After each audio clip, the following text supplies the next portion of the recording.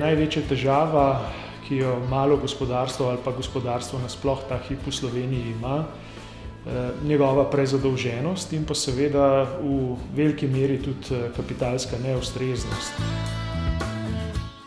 Privatnega kapitala za financiranje startupov v Sloveniji zelo malo. Malo gospodarstvo običajno nima nepremičnin.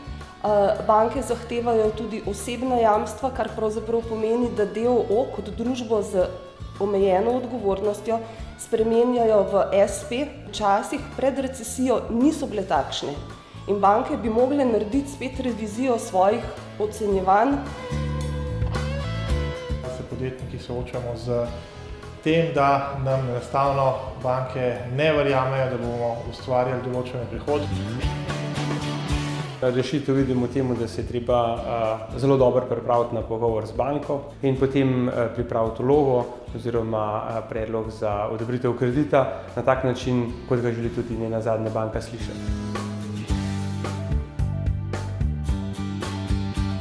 Podjetja bi morala najprej pogledati v svoje bilance, prečitati obratni kapital in začeti iz tega kapitala proizvajati denar.